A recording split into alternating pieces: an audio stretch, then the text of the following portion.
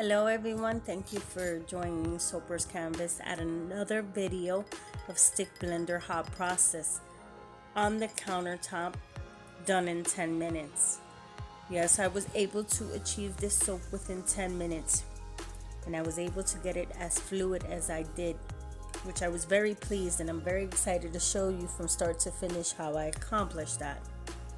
However, I must mention and add that if you are new to soap making and you're planning on taking whatever information or whatever you've seen from this video and add it to your own soaping experience, I implore you to please revert back to a Soaping 101 video and find out the fundamentals needed to be able to proceed in a safety manner and a safe way to be able to handle high temperatures and a substance as lye.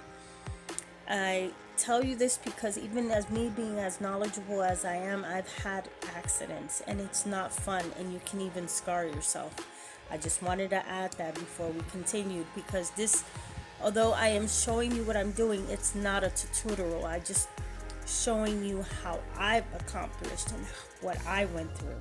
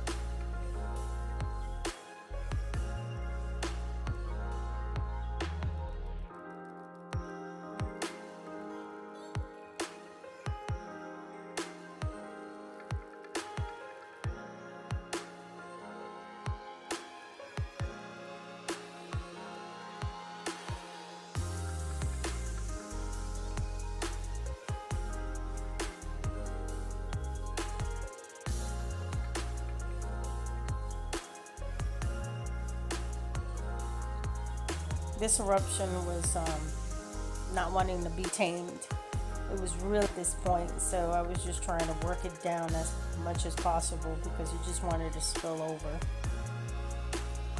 Clearly I should have used a deeper pot or bigger pot, but I like this one because I feel like this liner from my crock pot, it's a very small one, but it maintains the heat well.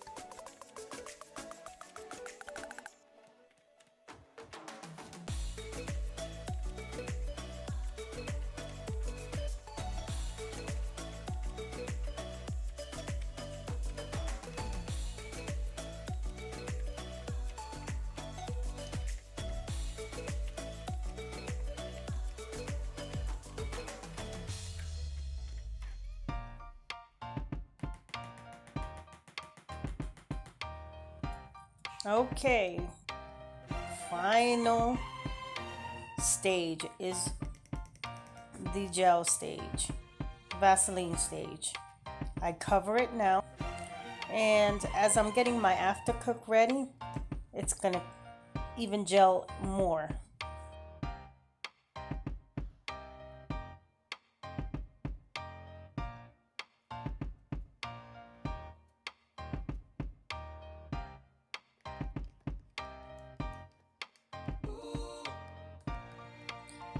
Now I was adding my super fat, and as I'm adding all the components that I need to get everything loose, this batter loose, you'll see it, you know, every time I'm pouring in one after the other, you see it getting more thinner and thinner.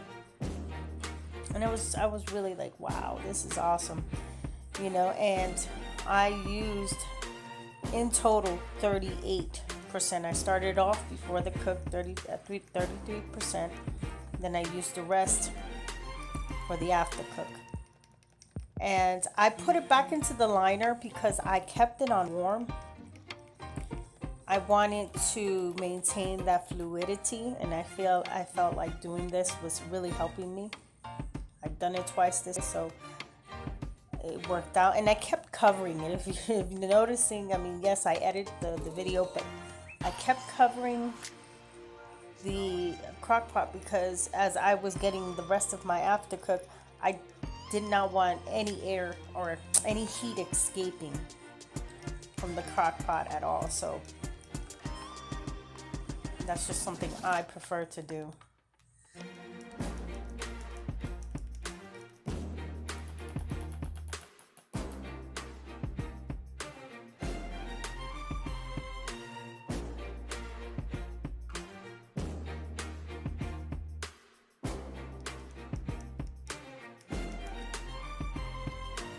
And my temperatures were low enough for me to add in my milk and my yogurt. So that was one thing that I was watching for, because I had my oops with yogurt already, and chunks of it can form if it's too hot.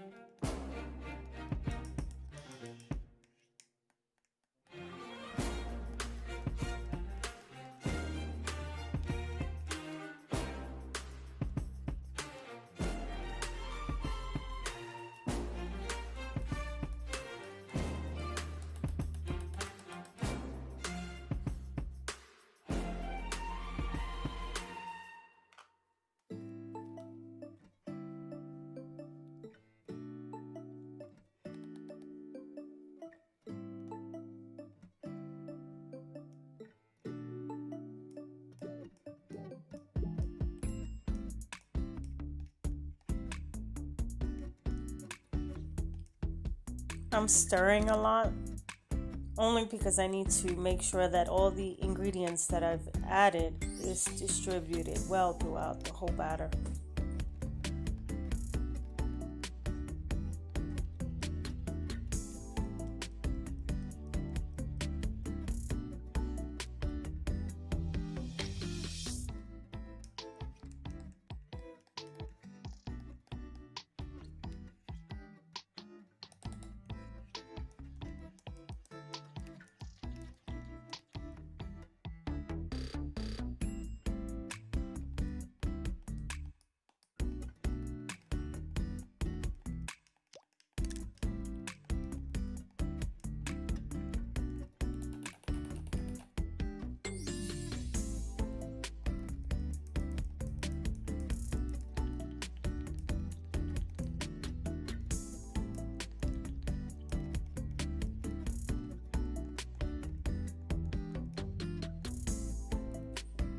Now here comes the fun part.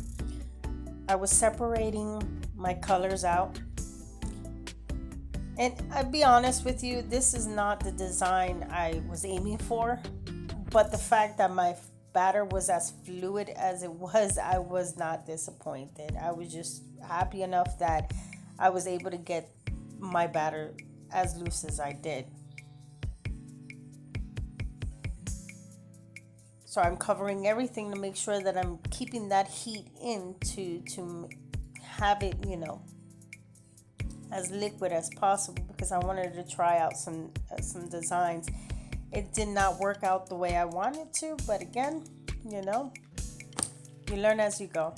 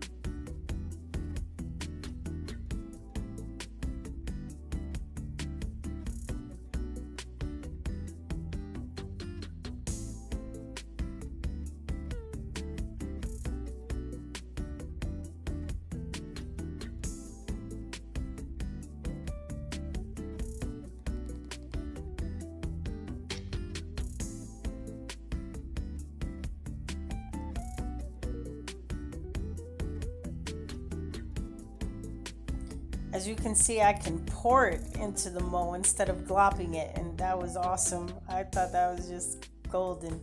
But I'm trying to create layers, and I was putting a layer of 24 karat gold mica. But I had a few accidents because I had a double boiler type makeshift to maintain the heat inside, these plastic containers that I was pouring from. But I ended up putting a little more liquid into the batter itself, and it was getting all muddled up together, the colors, and it was getting a little discouraging, but I just kept pushing through.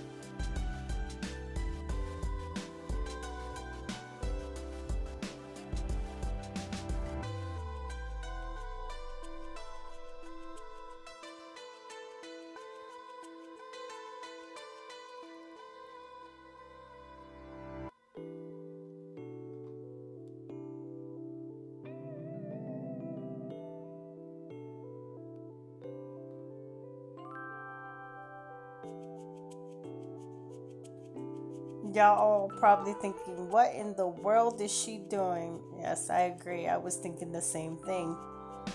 But it got to the point where I was like, you know what? I think I'm going to take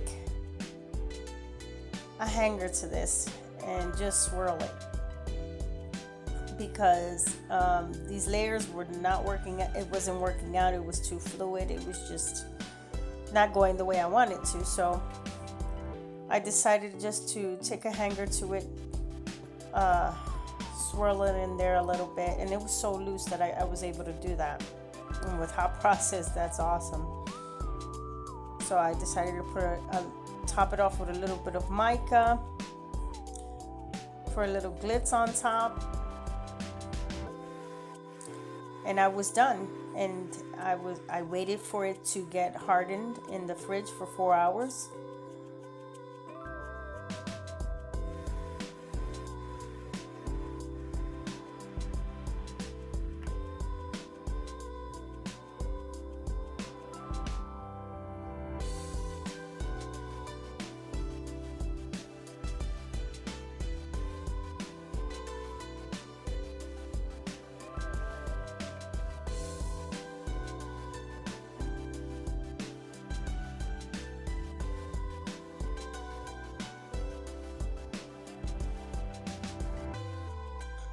The fragrance that I used with this was mango and papaya, and it's from Nature's Garden. It smells the opposite from that, truthfully. It smells like bubblegum.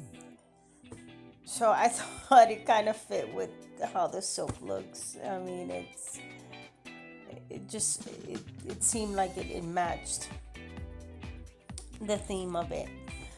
But if you're not into like bubblegum smells, I don't recommend it. But it's not too bad. It's just some people like it and some people don't.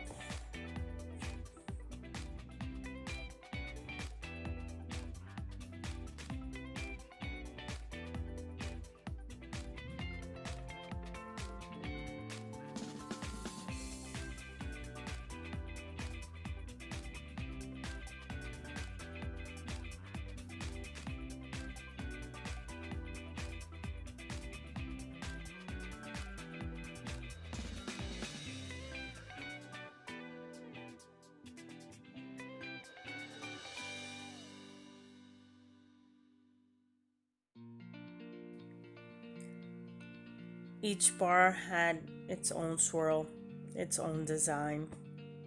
Some were muddled in color, and others were defined. But I had fun making this soap. I mean, it's an achievement with hot process soap to be able to get that batter as fluid as you can, to be able to put a hanger through it and get those kind of swirls, period. So the fact that I did that was just aiming high. But I want to thank everybody for watching and joining me. I want to make more like this, and I will be downloading more videos on different designs, and I'm excited to do that. But don't forget to subscribe, like, and share. Bye everyone, and stay safe.